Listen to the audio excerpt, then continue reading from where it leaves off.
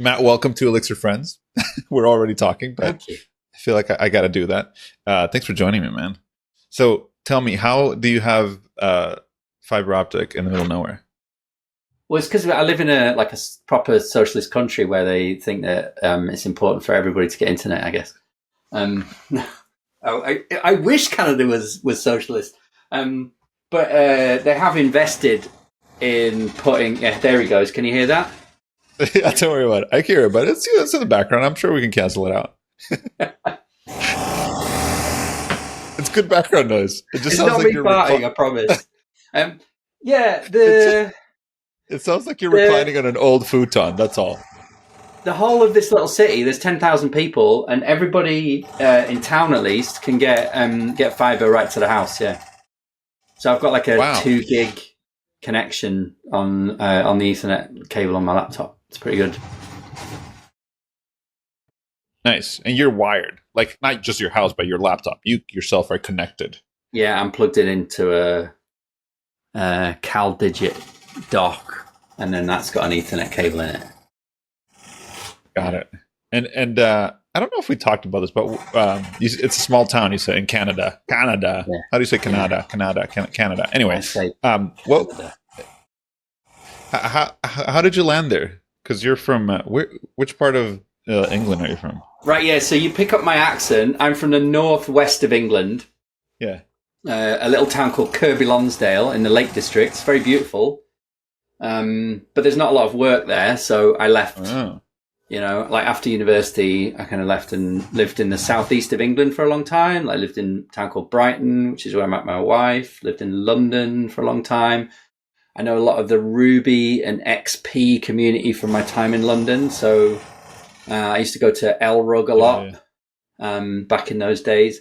But yeah, at some point, my wife Anna, she wasn't my wife then, and we did a year out in Canada. She was studying architecture and she needed to do a year of like work experience. Okay. And I was burnt out from working at an investment bank, and I have like side quest set of skills. I'd been learning to be a snowboard instructor. So I got a job teaching snowboarding for the year at Mount Seymour, Vancouver has 3 local hills. So you can drive out of the city to a ski hill in like 20 minutes, half an hour. And one of them is Seymour.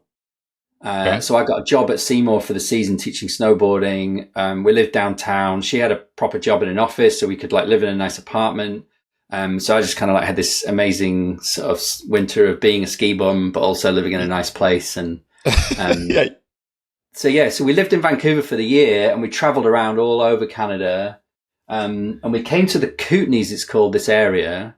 Yeah. The local people are called the Tanaha, and that was how the colonizers figured that their name was pronounced and wrote it down as.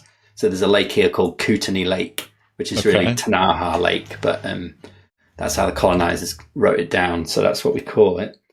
Wait. So it's Yeah, Kootenay and Tanaha are Kootenays. is the same thing? Yeah, so Tanaha is the original indigenous name for this Oh. area, or the people that are from this area. Yeah. Okay. And yeah, I guess it was too difficult for European settlers to spell, so they made an effort, right? Kootenay, it's pretty close. Yeah. Gotcha. So yeah, we came here like kind of by accident. Like we were just reading The Lonely Planet, and it said it was a nice town, and then we got here and we were like, wow, it's got huge mountains with glaciers on them. A ski hill 20 minutes outside of town. There's hot springs. It's just lovely. And the thing that's interesting about this area is we're on the border with the States. So Uh-huh. when people were dodging the draft in the 60s, they would like come up here and they'd cross the border, and then they'd get to the towns and they'd just be like, oh, this is nice. So there's a lot of people that settled in these areas in the 60s and 70s who were like interesting people that didn't want to be, going to Drafted. war. Yeah. Um, Wow. So there's sort of culturally, for like a little rural town in British Columbia, they're quite interesting places. There's like a rich arts scene, and yeah, it makes it like an interesting place to live for a 10,000 person town. Wow. So that is interesting. It's a bunch of what do you call them? Anyway, people who not defected, I guess, because it's just Draft draft, right? dodgers. That's what they called themselves. Draft Draft dodgers. draft dodgers. Yeah. Interesting. Yeah. Wow. But so you just went to Canada for this was your wife's job, right? Like Yeah, well, we had a year there was like 2006, I think. We had a year in Canada, and we came through this town just to like do some laundry as part of a bigger road trip, and then it just got under our skin. We loved it. Wow. So then years later, like we're living in Scotland. Our kids are at school. Oh, so you didn't stay there? Okay. I thought you just like came here, like, well, we love here. We're just staying. We almost stayed in Canada. We you almost became draft dodgers. But but no, we got sucked back to the UK for various reasons, practicalities, and then 18 years later, we'd had this business for Cucumber, the open source project, and we just sold it. And so, I mean, I'm not like .com rich from that, but like we had some money in the bank. And we were thinking about life choices, and so we came out here for a month. We thought, like, is it as good as we remembered it? And we came out here for a month in the summer of 2019.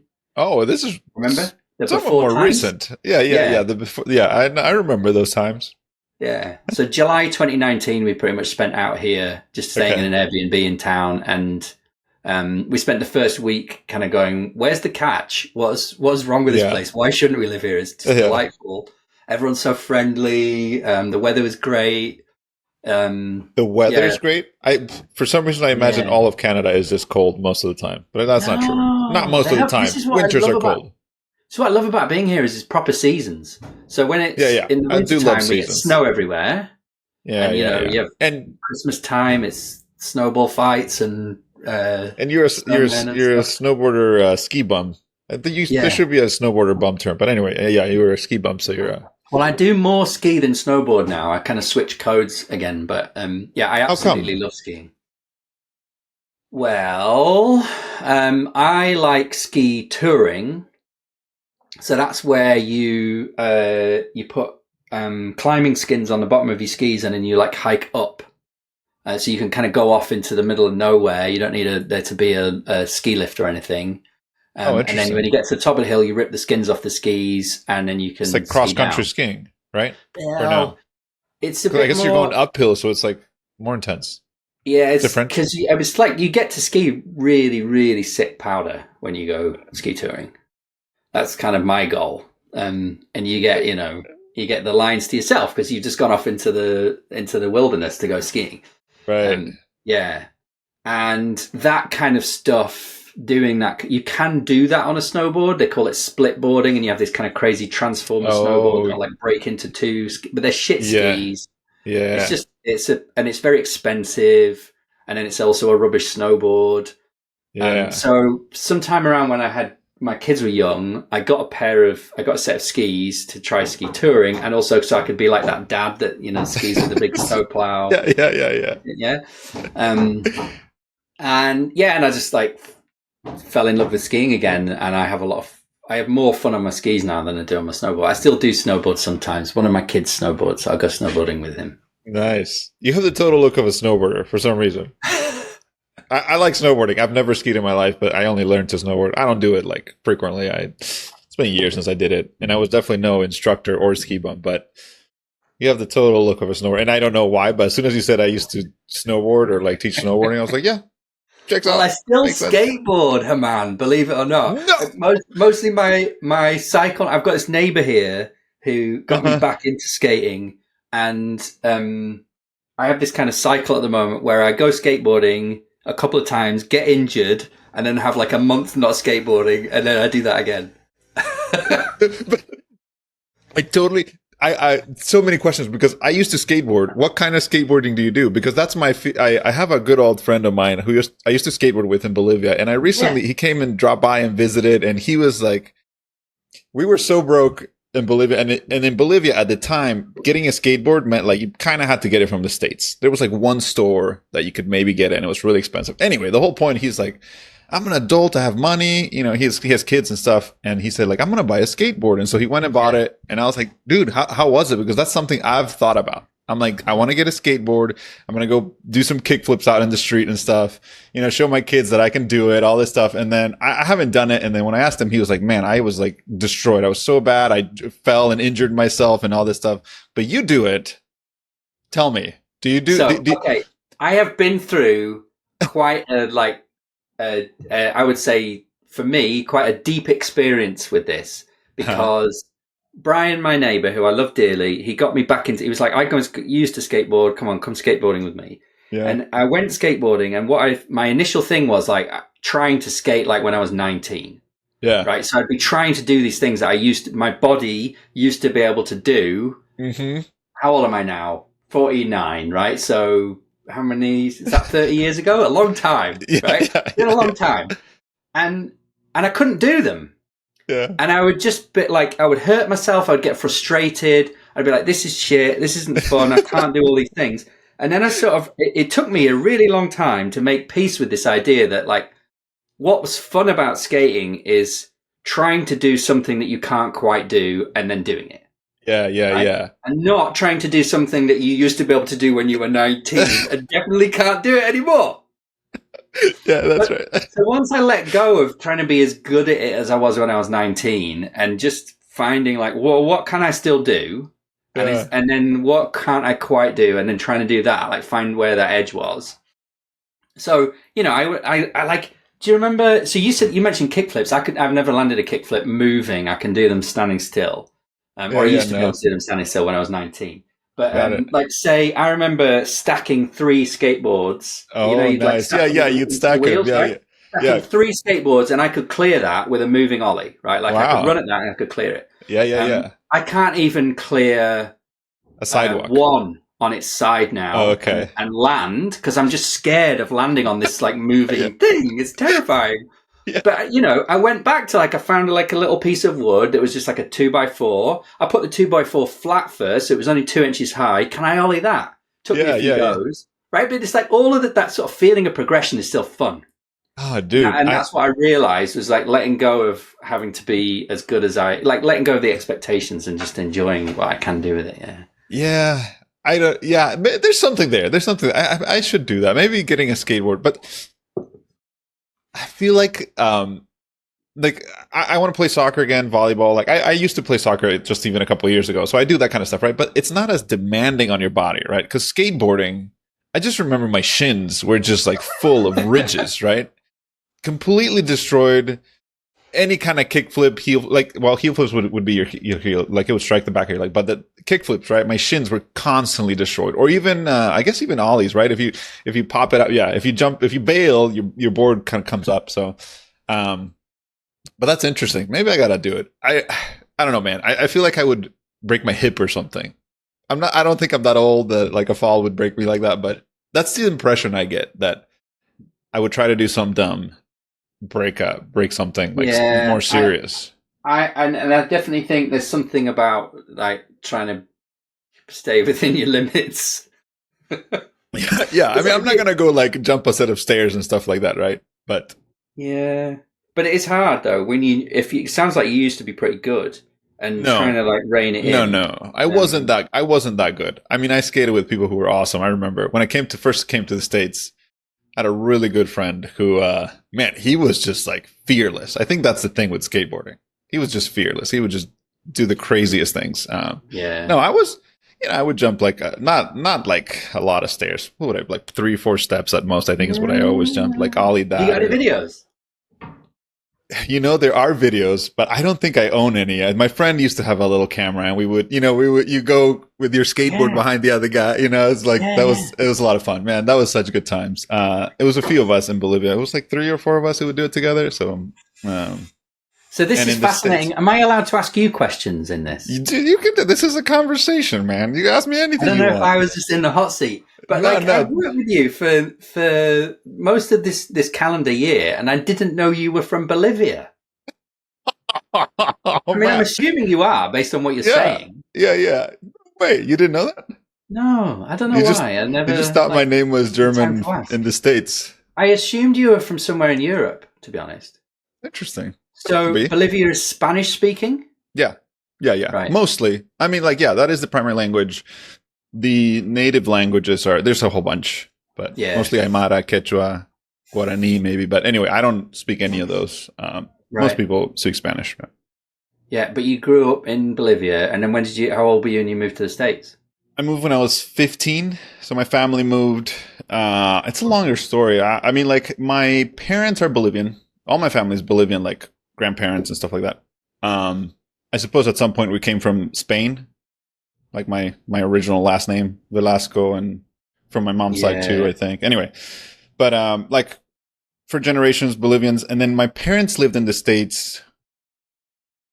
I don't know when. I could do the math. But anyway, both of my brothers, older brothers, were born in the States. So one of them was born in Colorado, the other one in California. And then my parents went back to Bolivia, and I was born there. And we lived there till I was about 15. I think it was 15. Might have been 14. I can't. Something like that. And many things. I mean, it was like the political situation, the economic situation in Bolivia wasn't great. My brothers and I wanted to, like, my oldest brother was already in college, and he wanted to. Well, he was already in college in Bolivia, but we all kind of had aspirations of maybe going to University of the States and stuff like that. And since my parents had lived here, my mom, well, both of my parents were citizens, but I got citizenship when I was born, so I have a dual citizenship. And so it wasn't like a big, it was a big deal. We left everybody behind, like, we didn't know anybody here. Yeah, 15, you must have had quite a lot of like network of friends at that point. Yeah, that stuff is hard. I mean, it was really hard. I remember like the first year in the States, and we moved, by the way, like where I grew up in Bolivia, La Paz, is like a city. It had amazing transportation. Like as a 15-year-old, I was absolutely independent. And I mean completely. Like could go anywhere, I'd do everything. And we moved to Jacksonville, Florida. And if you don't know anything about Jacksonville, I think it's the largest city land-wise, like spread out. It's like an entire county almost. I think Duval is like all Jacksonville. I might be wrong there. I forget. It's something like that. There's a cool. But the point is, like, I was trapped, right? I had my skateboard for transportation. I was 14, I think, because I must have been 14. No car. And if you haven't got a car in a city like that, you're screwed. There's barely even sidewalks, There's barely even sidewalks. So like all of a sudden I turned into like, I was trapped, it was all, so that was hard. But, in hindsight, it's like, you make new friends, you do this thing. It's like a life change. It's fine. Like, it was totally fine. And, but at the time when you're that age, it does feel like a big deal, but I'm very thankful that we're here. So. Yeah. Yeah. And when did you get into programming? Oh man. So I went to college for econ. I graduated from what's econ? Economics. Okay. Economics. Yeah. So economics, in the business school. So it was kind of like a business econ type thing.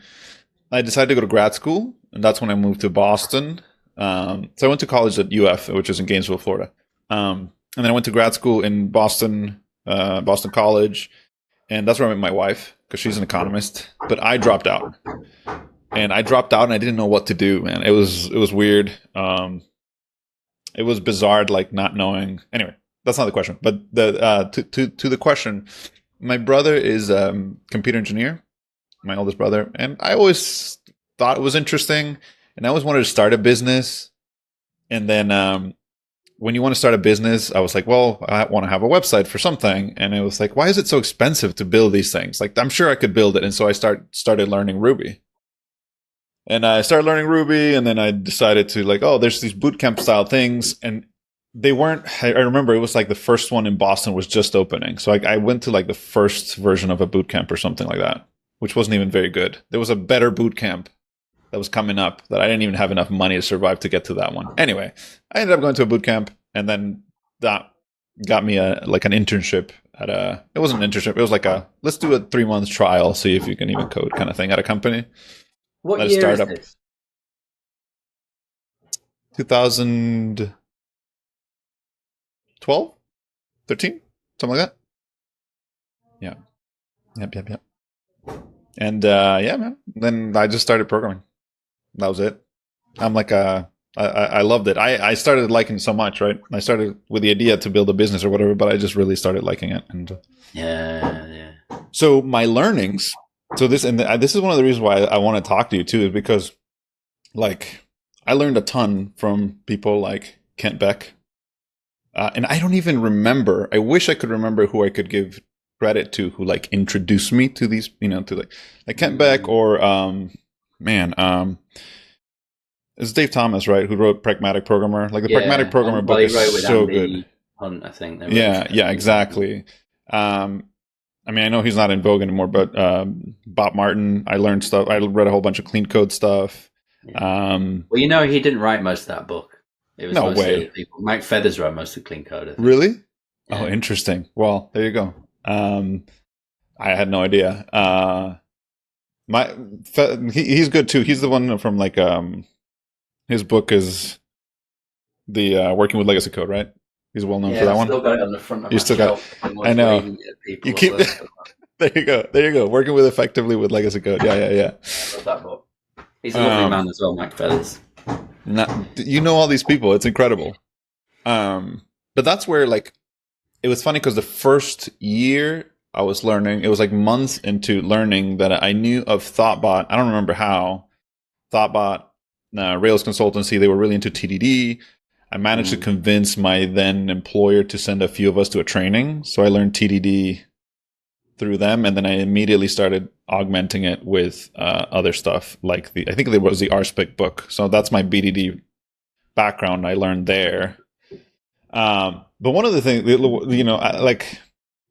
and this is where I'm curious. You also mentioned you worked with Cucumber, and like I actually never worked with Cucumber, even though I probably read your books because you wrote how many? 3? 2, 3? Well, Cucumber right. books? So basically, what I did is I wrote this one. Okay. Yep. Which is the Ruby one. Yeah. And so my name's still like top on that. Nice. As like did the code examples and was there for me. But I did most of the words. Uh-huh. And then we wanted a Java version, so Seb took all the words and then changed the code examples to Java and then changed some of the words. Got it. So he gets his name top on that one, but it's basically the same book but just ported to Java. Okay. And then it was they were called Ian at the time. They're now called Erin Dees. Had this idea to write Cucumber recipes, which is like how to use Cucumber in all these different crazy situations. Like, because I think they were using it for like medical devices. So like using a wire protocol to control, like an embedded device and run Cukes against that. Yeah. So this book is like how to test anything with a Cucumber. With Cucumber. But, I wrote like 3 chapters in this and I was just involved in the project. So once you've got one, it's get easy. It becomes you can put your tendrils and everything. Yeah. So that's how it happened. So I have got my name on 3, but really the hard work was the first one. And how did you even get involved with Cucumber and stuff like that? Well, Cucumber starts in 2008, right? And like after we came back from Canada, actually, like 2006, 7, I was in London. I was going to all the XP stuff because I was like right into that, very test driven. Yeah. I was working at the BBC and I had a coach, so Jason Gorman, was like a coach there who'd been hired, and he's amazing. Like he's a bull in a china shop, Jason. Like he's so opinionated. What? He just calls a bull in a china shop. Like he just I've never heard this. He calls BS on anything that's BS. He's great. Okay. Very inspiring to me. And how does it work? So I was doing one of the first properly agile projects at the BBC. We were reasonably test driven. Like I was trying to do TDD, not always managing, but we sort of always covered everything with tests. That was like where we were at. It was C#, I think. But I had this guy came on my team who wanted to use Ruby. He was from Manchester. Ruby. He used to call it Ruby. I love it. And he wanted to use RSpec to test, like to do sort of like browser tests. He was going to use RSpec with, I don't know, some browser automation thing for Ruby that was trendy at the time. Okay. And I was kind of intrigued by this, and I'd always had this thing of like, if only there's still this kind of glitch here where like I like writing tests, but it's still a translation layer between the people that have actually got the problems and the tests that I'm writing. Like, what if I write the wrong tests? Sure. Who's going to stop me from doing that? Like, we still have a slow feedback loop. If I misunderstand them, write the wrong tests, write a load of code, and then show it to them at show and tell, then they're like, no, you wrote the wrong thing. And then, I've wasted a lot of time. Yeah. So, like, what if you could close the loop by having the tests be readable? And I saw some of the stuff David Chilimsky was talking about with RSpec. And then they'd made this thing called the RSpec Story Runner. And I just got like so attracted to this kind of this community around RSpec, these people. Yeah. I'm trying to think of the other names. I mean, Aslak Elasoy, who created Cucumber, was very much on the RSpec team at the time. So I basically quit my job doing C# at the BBC and got a job at this little startup in London called Songkick, which was a Ruby on Rails startup. They were doing like concert tickets. And I was developer number 3. And they wanted to go agile. And so I got the job, even though I didn't know any Ruby, because I knew about XP and TDD and everything. Oh, cool. And so we like rebuilt their sort of prototype. They just got, Series A funding, I think. And we rebuilt their prototype from the ground up using Cucumber. So we had like a complete set of features for everything that the app did. And I learned Ruby as I was going. And I also ended up being like the 3rd user of Cucumber, probably. And so I was on the mailing list all the time, like asking questions. And then I realized this was a way that I'd never really been working in. I'd always been on like the Microsoft stack. So I'd done C#. And this, at the time, at least, it was very not open sourcey, the Microsoft world. Right. You couldn't contact anybody or anything.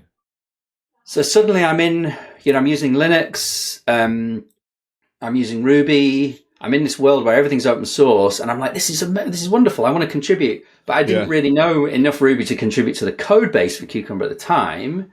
So I would just like answer questions on the mailing list that I'd had 2 weeks ago, because I was kind of at the head of this learning curve. So there'd be people coming in the mailing list all the time going, how do I do this? Or what should I do about this? And I would answer those questions, figuring that it was like saving time for people like Aslak and David who were working on the code to focus on working on the code and not have to like answer these sort of novice questions.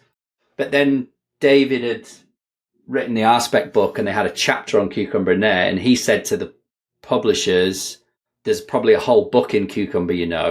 And they said, who do you think should write it? And he recommended me because I'd been writing all this stuff on the mailing list. So amazing. Oh, dude, what a great story of like just doing something for other people and then it like comes back in a positive way. Tell me about it. And also like this kind of thing. I mean, I'm so privileged, right, that we could afford to do it, but I took a pay cut of like, I was probably getting paid 40% at Songkick as what I've been getting paid as a contractor. Because it's like day rate contractor in London, especially in C#, which is like a,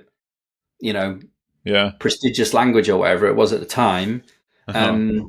You could make a lot of money. And then I went to a permanent job with a startup doing Ruby, which was this kind of like minority language that nobody's heard of.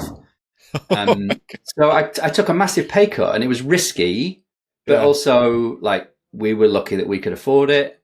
And so I did like 2 or 3 years of that. And then I was able to write a book off of that. And then that obviously kind of changed my life, basically. That is amazing.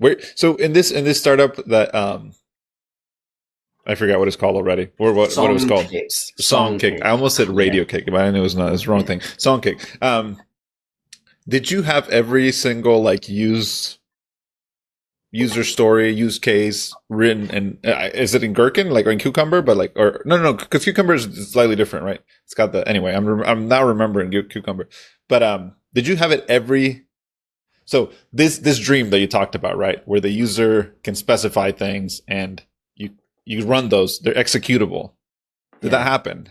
Did you have every pretty single much. thing covered? And sort of I developed a lot of my ideas that then we, did as consulting engagements because we ended up turning Cucumber into, it's an open source project, but we also built a business out of it that I ran for like most of the 2010s with Aslak and Julian Biesmans, who've made the JavaScript port. And then we're also joined by Seb Rose and Steve Tuck, and later Sally Ann Freudenberg as well. So there's like 6 partners. It was basically like a partnership rather than a business. Because they were different languages. It was consulting. Yeah. Okay. Like, because that's one of the sort of strengths of Cucumber is that the parser was written in this way that we could port it. So there's a Cucumber for almost every programming language you can think of. That's interesting. Okay. Except COBOL. Except COBOL. For COBOL, yeah. It's okay. Don't create that one yet. Let's migrate away from COBOL. But anyway, okay. But I've forgotten your question, man. I was curious. I was curious if that dream ever came through of like, you basically have all the user stories. What do you call them? Like users. Well, so user stories and feature files are different, and there's a reason why they're called feature files rather than stories. Because I see stories as being like, and you know this, like you're really good at this too. Like a story is a sort of temporary artifact that you use to slice up the big problem into fine-grained things that you can deliver, right? And then they get the way I see it is they get kind of absorbed into the feature file. So gradually. The feature file becomes this description of like a chunk of the behavior of the system, a capability that the system has, like authentication or whatever.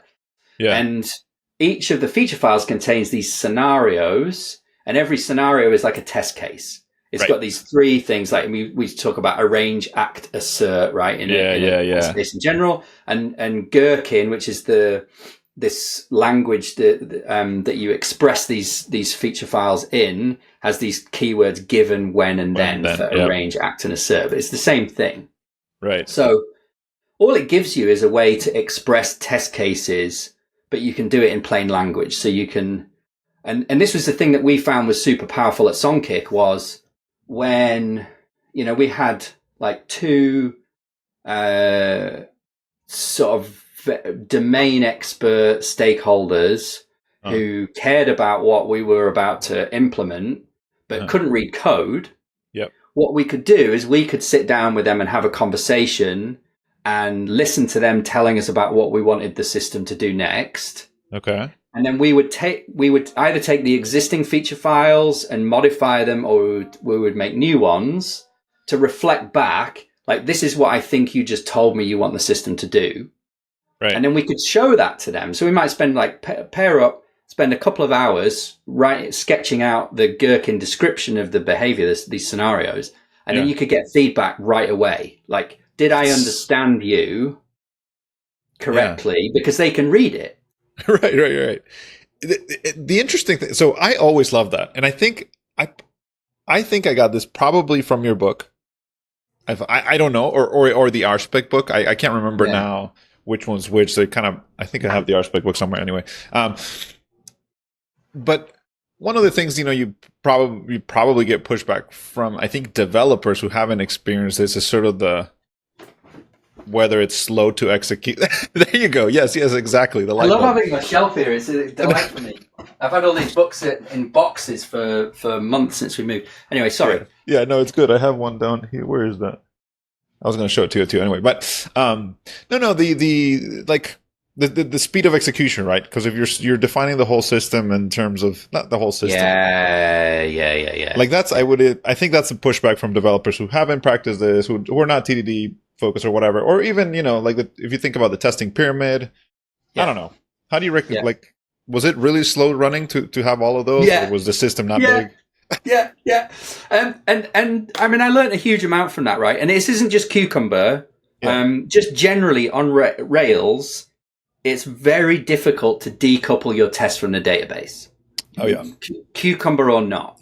And one of the problems that we had, where we sort of went through this period of kind of like infatuation with Cucumber, and in fact, the Cucumber project itself suffered from this, right? where Interesting. when we were building the first iteration of Cucumber, the Ruby version, we loved using Gherkin so much to specify it. We used it to specify everything, and it basically didn't have any unit tests, right? Right, So it yeah, just yeah. had all these tests that were like full stack. Some people call them end-to-end Sure, tests, yeah.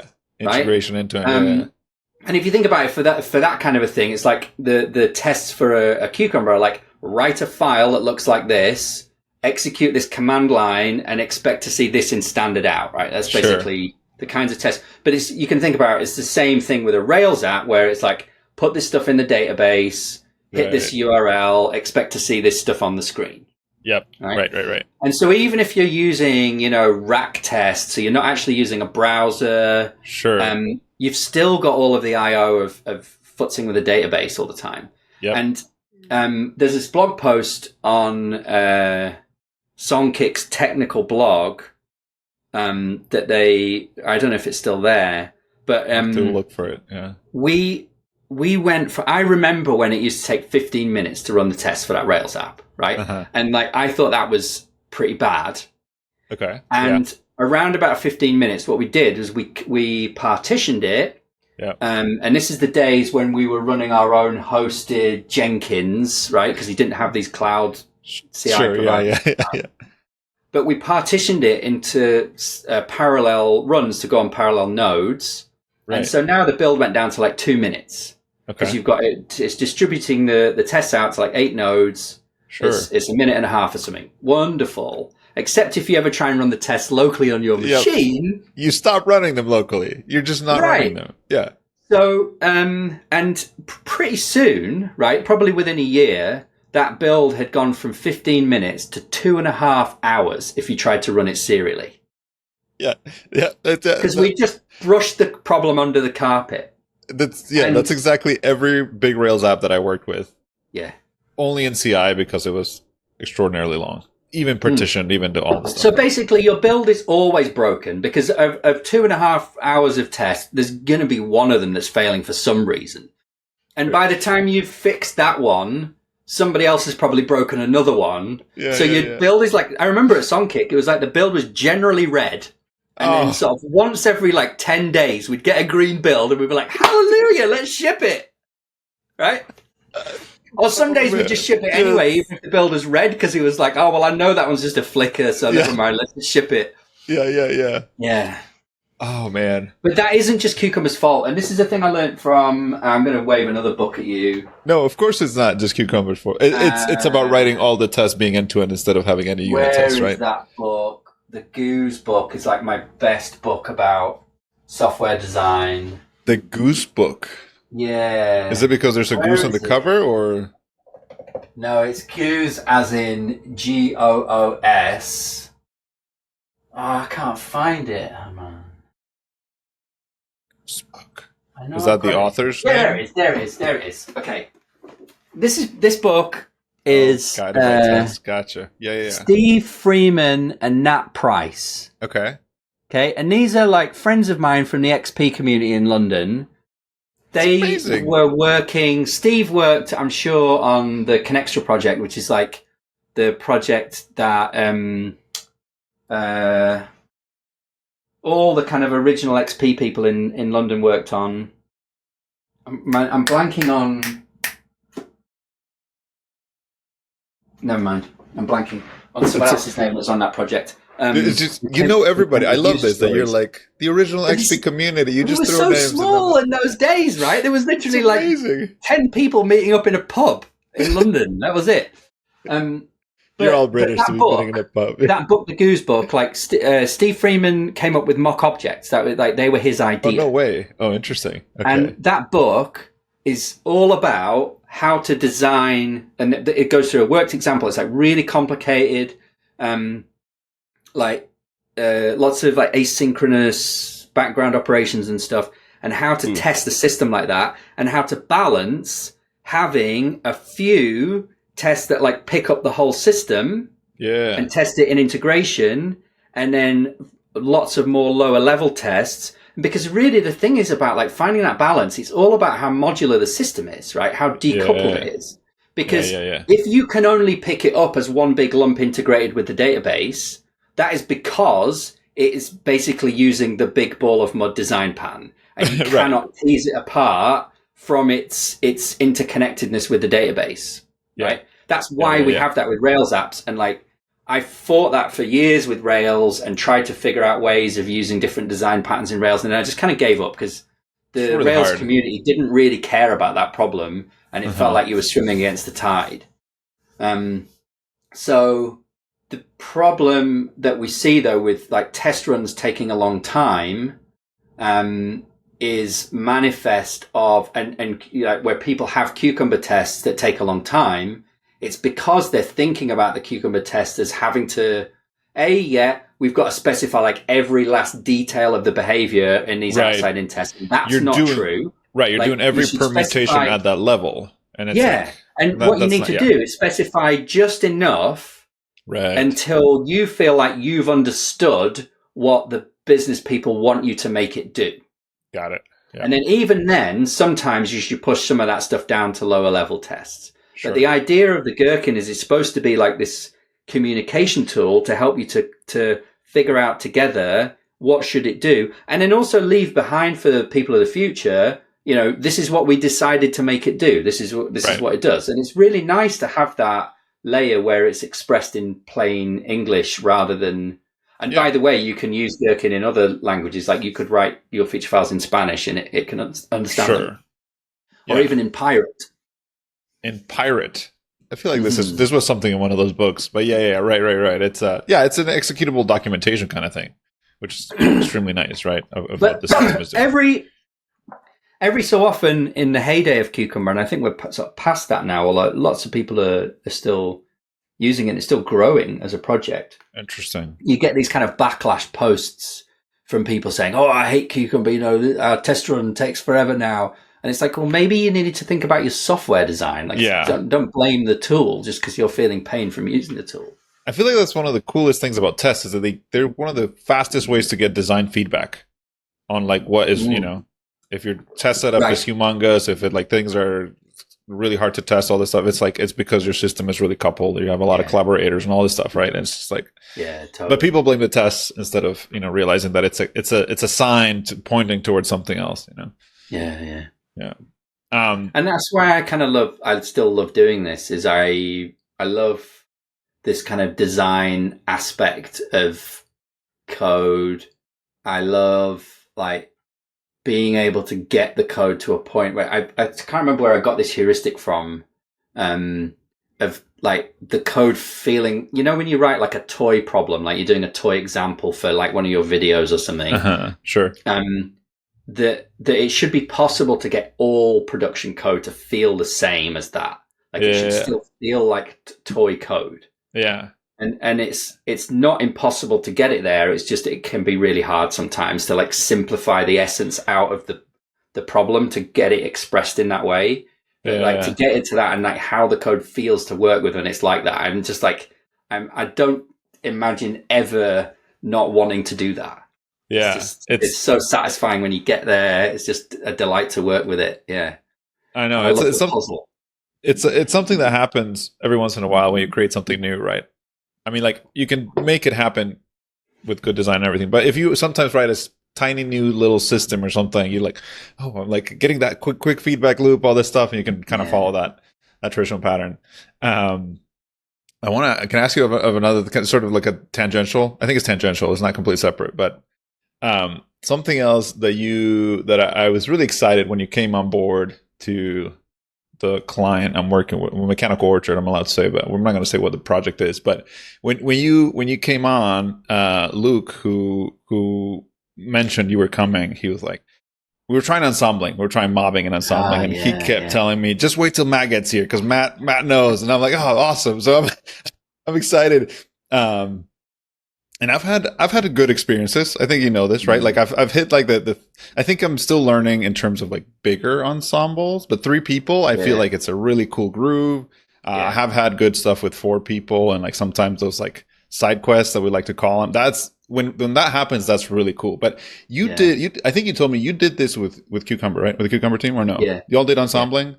Yeah. Can you how long did you do this for? Or how did you even get into ensembling? Where did this come from for you? So we had our own business, right? We were bootstrapped, Yeah. and we were running it from consulting work. So one of us would be flying around the world to go and teach a training course that was bringing in enough money to kind of, most of the time the rest of us could stay at home.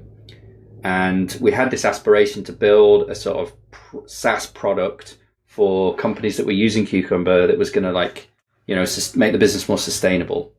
Yeah. And at first it was like, there was 3 of us, was super scrappy. We were all flying off to all corners of the earth doing these training courses, and we were trying to build this thing on the side. And so, like, all our work was asynchronous, and we would be, you know, reading each other's code on planes and then making changes and stuff. And we ended up throwing that version away. Partly because it solved the wrong business problem, actually. Like, we'd learned it wasn't the thing that people needed the most. And then when we kind of went back to it, business was a bit more stable. We had a bit more capacity to have people, like, sitting at home working on it. And there's still probably like a core of 2 or 3 people that are available at any one time. But sometimes it was 4. And so we tried all the things, right? We tried people would solo on stuff, people would pair on stuff, and we'd work together on stuff. And we kind of went back and forth between trying all these different things. And we were all remote. This is like way before pandemic, 2015.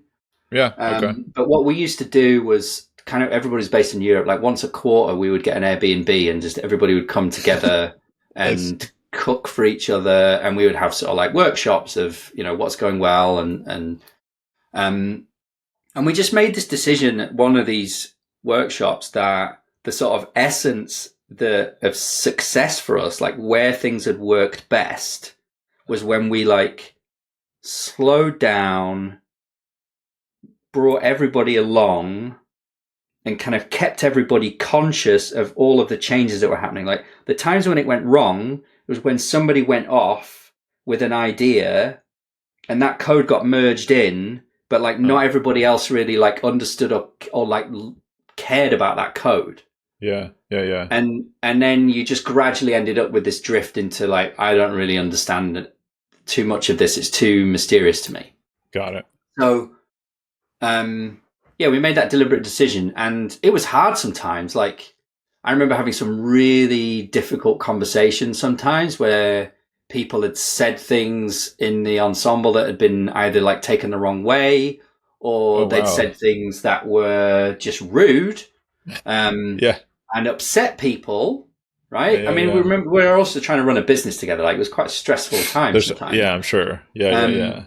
And one of the things I learned from that is, like, the thing about ensembling is, you can't avoid interpersonal conflict if you're trying to work together all day long. Like, it's a lot easier if you're working in pairs, or, you know, when everybody's solos. I don't even think it's really a team, right? These kind of Jira shops where people just, like, plow their own lonely furrow all day long, working on their ticket, and hardly talk to their teammates unless it's to go to their daily stand-up. Like, I don't think that's really teamwork at all. Interesting. It does feel a little more assembly line now that you're mentioning that. Because you feel more like grab ticket, do the thing, shove it off, kind of thing. Yeah. Miserable. But even if you're pairing, you can still sort of avoid these interpersonal issues a bit, right? Maybe you end up pairing. You have your favorites about who you like to pair with. You don't pair with the people that you find it harder to get along with. Whereas if you throw it into the same group, you've got to get along, and that can be, you know, it's both sides, right? It can be cause friction, but you're also sort of like, you can get past that friction if you work with it. And that was what we did. And then I found, like, the other side of it's super powerful, and really good as well for, like, bringing on novices. So we brought in somebody who'd just been through a boot camp, and she learned so fast, you know, like, picked stuff up so quickly, because once it's safe, like, once it's psychologically safe, you can just feel really supported by being with these people. They're just like, okay, I trust you. I'm just going to type what you're telling me, right? Like, you can learn a lot from just sort of absorbing the direction of what people are saying. Yeah. Did you do this remotely too? Because I know you said you were remotely and you got together sometimes, like once a quarter or whatever. But you were and the tooling was was crap in those days, right? I Like we know. had Screen Hero. That's what I'm saying. Tuple did not support more than 2 people on a call, so we couldn't use Tuple. Tuple didn't exist 2015. Well, Did we're it? talking about right through from 2015 to 2019. So by Okay. 19, Screen Hero had got acquired by Slack and gone away, and we'd use. That's right. We were using Zoom mostly. Yeah. We would just use Zoom and then swap. Who's got the Zoom every time we rotated. It's kind of clunky, but yeah, it was all right. Yeah. Interesting. So, but you were your ensemble was 4 people. Your mob was 4 people, or sometimes 5. It would be anywhere between 2 and 6, I would say, just depending on who was available. And this is one of the things about like running a small business for us. People would have to go off and take a sales call, but we also all had young kids. And what I found about the ensemble is like it's a lot easier for you to step away. Yes, and then come back and be productive. Yeah. When there's a flow of work, like it's like you organize yourselves around the flow of work rather than around, I've got all these people, what should they be doing? Right. And you just think about it differently. And so it's like, maybe the flow of work that's going on right now doesn't need 5 people. So 3 people's fine. The other 2 find something else to do, where maybe they've got to go because they've got a sales call, or maybe they just want to like have a bit of downtime, potter away and refactor something that's been causing a bit of friction.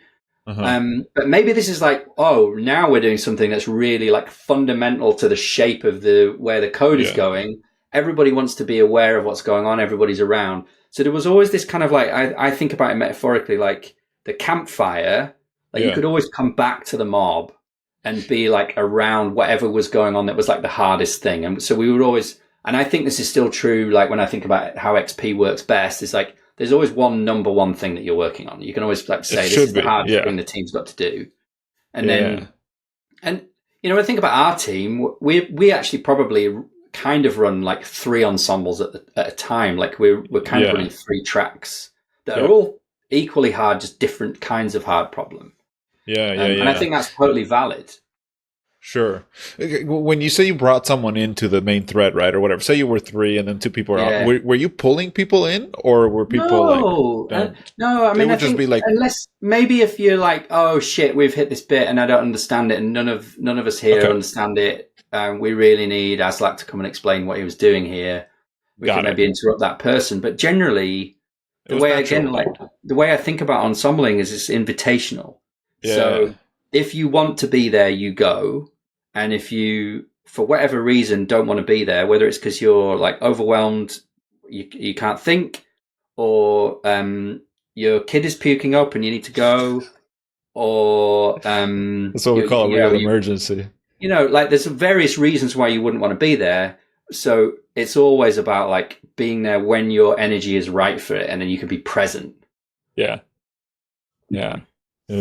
That is cool. That's cool. I love the idea. I have had good experiences, 3, maybe 4 occasionally. I the 4 or 5, I just dive off and go do something else. But I think that's totally valid. And the thing is, what I noticed is that when you get to that size, it's sort of like natural attrition. And the things that you will tend to go off and do are probably still in service of that flow. Right. Because you're thinking about that, right? It's like the stuff you're thinking about actively. You're like, okay, I'm going to go do this other thing. But often it's because you've noticed that we've been slowed down by this thing 3 times now this morning. I might just go off and fix that. And then, with the 4th time we hit it, it's going to be smooth. Like you said, these little side quests, that's like when it's really delightful. I know it really is that when that's happened. And I think I haven't done a ton of, we haven't done a ton of like, more than I would say 4 people, but that's when we've done. I think there's been a couple of times where maybe we were 5 and we went and did a side quest and came back, and it was like I could see like the appeal of it, of having like a bigger ensemble, because I think 3 has been working great for me, especially with time zone differences and stuff. It's like sometimes it's right. You get that flow of work thing with 3, don't you? Yeah, you do. So we did great with that. I think that's been really good, because like East Coast to West Coast, right? So East Coast and Central Time, and people join and people leave, and that's the thing, that the ability to be interrupted is also really interesting, which you mentioned, and I'm thinking about this. It's like someone has a meeting, they just drop and go, and we keep going. Yeah, You yeah. know, and that I found it allows very that. sort of humane. I think that if you expect two people to pair all day long, I think that's Yeah, a lot to ask of that pair of people. Like that they're either going to be able to just put everything in their life aside so that they that's can fully true. focus on it, or that Yeah. one of those people is going to be carrying that thread Yep. through parts of the day when the other person isn't there. You've got to, Yeah. like, it's going to be one or the other. Yeah. And, you know, I think you went and looked at my blog, and I think the last post I wrote on my blog is about Yeah. cognitive load theory, right? And I have this I think about cognitive load like literally like weight, right? Like It is. we are Yeah. carrying these like big chunks of problem. Yeah. And if you think about soloing, there is a limit to how much weight you can carry, like cognitive load you can bear on your own. Yeah. And maybe everything lines up, like this is the kind of problem you've solved before. You've got some really good music on that you like. You know your kids aren't going to come in and disturb you, and you can really like get into it. But there's still a limit, right? You can hit a Yep. type of problem that's just too hard for you to do on your own. You're going to want to talk to somebody else. Yeah. The bouncing And ideas, all this stuff. Yeah. right, I know. I mean, like we know this about pairing, And and the decision thing making. is, So that one. the assumption that just because you had a third person, I don't think you're going to scale linearly. Honestly, like I think Yeah. there's for every type of problem, there's an optimal number of people to solve it, and obviously you wouldn't want to put 50 people on Sure. some like straightforward piece of work, Yeah. but Yeah. for every kind of work, there's like an optimal number of people, and it's probably more than you think. Like Yeah. That's sharing interesting. the load out to 4 or 5 people and have them all aware of the decisions that got made, all believe in the code that's there, know what its shortcomings are, but we've made those compromises for now, and we're going to work on them later if we hit that. You know what I mean? Like those. Yeah. Yeah. It's Yeah. almost like it allows you to be less perfectionist about the code, because you can Interesting. feel safe in like leaving these imperfections in there because everybody knows why they're there and they can live with them and deal with them. Do you know what I mean? Whereas Yeah. when there's only one or two of you, you feel like you've got to bang it in perfect because nobody else is going to have context about it. Right. Right. They're gonna come in and figure out. Well, I wonder why is this way and stuff. But have you found? Because this is one of these other things I think that we've struggled with ensembling. Is like the decision by committee that slows you down. Maybe that's fine. Yeah. Maybe that's a sign. Maybe again, kind of like the test being a sign of the problem. Maybe that's just a sign that we don't have like a clear guidance on like what we should be doing, or it's good to disagree. I don't know. Well, okay. So this is great. Like thinking about this, design by committee is where you get into like abstract discussion rather than trying stuff and seeing how it looks, right? And I think there's always a sort of in the ensembles I've been in that have worked well. And I think if you think about like how Woody Zoll, who sort of started coined the term, there's sort of, like everything is biased around the flow. So we want to try and keep flowing, and talking is not flowing. And Interesting. Okay. the thing that I've seen work best where there's disagreement about an approach is this pattern called try both. Okay. I like that. Yeah. Right? So if we're not sure whether to, if we basically, if you can't decide between options A and B, it's probably because you don't have enough information yet. And how are you going to gather more information about a solution to a programming problem? One way to gather more information is to sit and talk about it. Yeah. Theorize. Yeah. But you're not actually, maybe you can go from research or something, read books. But basically the best thing to do is to try, right? Is to try exploring it a little bit. But consider it to be that probably both of those tries are going to be throwaway. And we would do this sometimes in the ensemble at Cucumber where we just set a time box for like half an hour, right? I'll try this, you try that. We'll split up into two. Maybe there's only 3 of us, so one has to solo or whatever. But again, if you've got 4 or 5, you've got that luxury of like at least 2 people are going to be on each split. Okay. Right? And then you come back together and say, what have you learned? And now we can discuss it again, but we've got real code to look at and compare rather than just talking in the abstract. So I found that like, and also, I mean, the other thing is like sometimes if you're looking at A and B and you haven't got capacity or energy to do both, just fucking toss a coin and do one or the other. Right. Yeah. If you have all the information, with time box. Right. If you have all the information and you're really unsure which approach to go, try the riskiest one first. Try the weirdest one. I mean, I always do that when I'm pairing in general. Like if Yeah. my pair's got an idea and I'm like, oh, I don't like that, let's try it. Like Yeah. it seems like I'm going to learn the most if I try the thing that's not like what I'm thinking of. Yeah. And it's, you know, we can always change it back later. It's fine. Yeah. And so much of what we do is really about reflecting our thoughts into the code, right? Yeah. And so if we haven't got our thoughts aligned, the code is going to thrash. Right. Interesting. Yeah. That is a great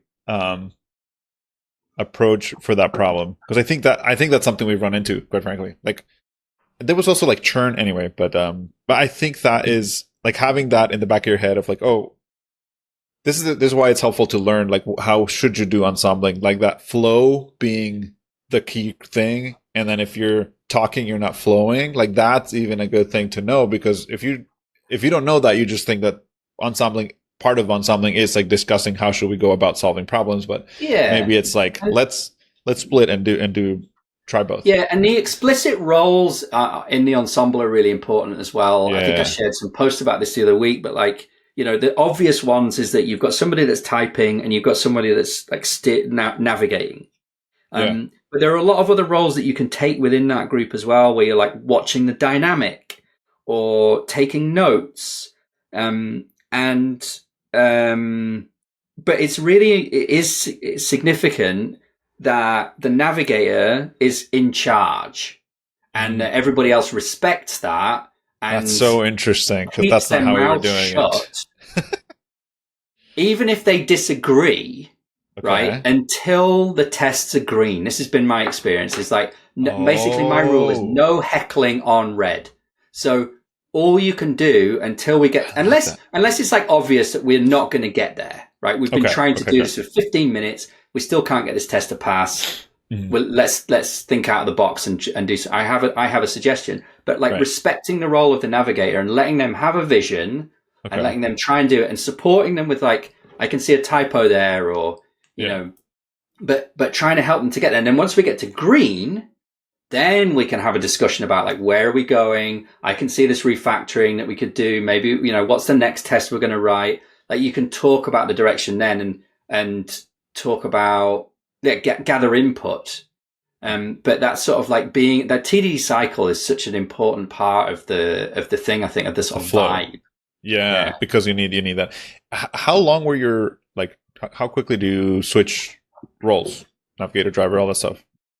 So I think we ended up being pretty fluid at Cucumber, where it wouldn't be like, so I know some people do this thing where they'll set a timer for like, yeah, that's what I've been doing. Even like 5 minutes sometimes, right? And then you forcibly rotate and they'll say out loud now, it'll be like, I am Matt and I am navigating. And then you'll say, I am Haman and I am driving. And it's kind of fun to try and do that where, you know, you've got to try and hold the context and, oh shit, right now I'm navigating. I've really got to do this. But again, like my style is more sort of loosey and invitational than that. And so I like to think of like, sometimes it can be a stretch for someone to be the navigator because they don't quite understand what's going on yet. Like maybe you've just come back from a meeting and maybe they need to let a couple of laps happen. Sure. But then it's like, it would be really good for me to navigate right now because I feel like I've just about got a grasp of this problem. Can I try? Gotcha. Right? Can I try navigating? And of course, as a navigator, you're basically the facilitator of the mob. Yeah. Right? So it doesn't mean that you can't ask them what they think. It just means that they shouldn't tell you what they think unless they've been asked. They shouldn't be navigating through you to the driver, right? Yeah. Gotcha. So, and it's like another thing that Woody says that I totally believe myself is this kind of emphasis on, you know, we're trying to flow, but we're trying to learn.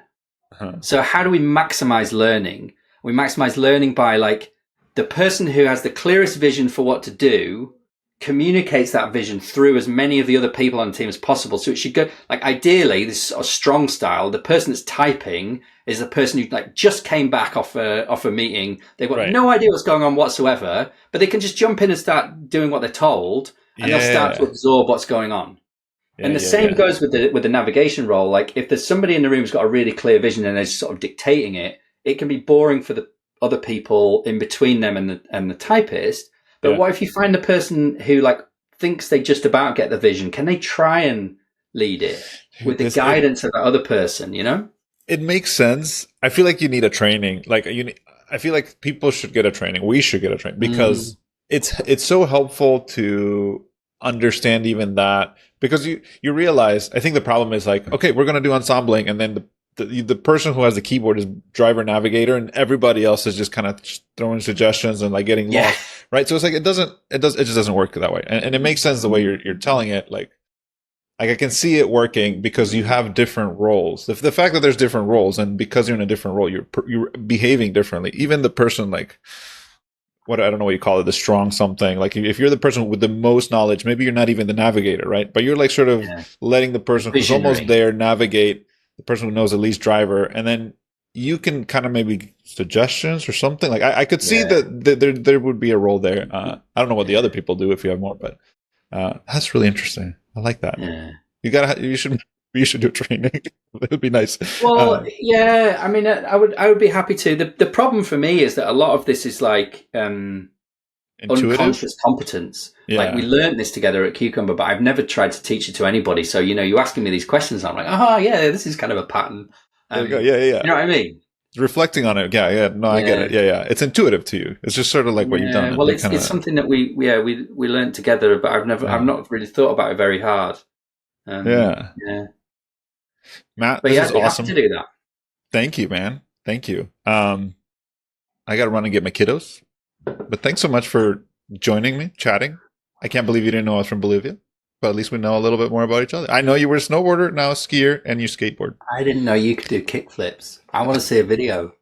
Oh man, I don't know. I'll look for video. I'll ask my friends. I want to see a video of you trying a kickflip now. I would love to try. Every time I see a kid with a skateboard, I want to ask them if I could try it, but I chicken out. Also, I don't want to destroy my shoes. You know, my shoes had like duct tape. Yeah. Because you'd rip right through them. So yeah, that's but how you're a grown up now. You can afford a spare pair of shoes to go skateboarding in. I know, that's the thing. I'm like, I could buy a cool board. You know, all this stuff. Yeah. Except I gotta wear a helmet. I gotta tell my kids to wear helmets, and I didn't wear a helmet. I've got all the pads, and it's funny. Like all these like group of middle-aged men that I go skateboarding with. We went to this like really cool skate park the other week, and we were all wearing pads, and we were like the only ones that are wearing pads. We got everything like wrist guards, knee pads. Dude, I would probably wear everything. I just don't want to get like, oh man. I don't even want to get scraped into that. You can still bash your hip, though. I bashed my hip. Yeah, that hurt. Yeah, there's no protection there. Awesome. Hey, it's really nice to get the time to talk. And man. Hope your Thanks for doing this. Yeah. Thanks, man. You too.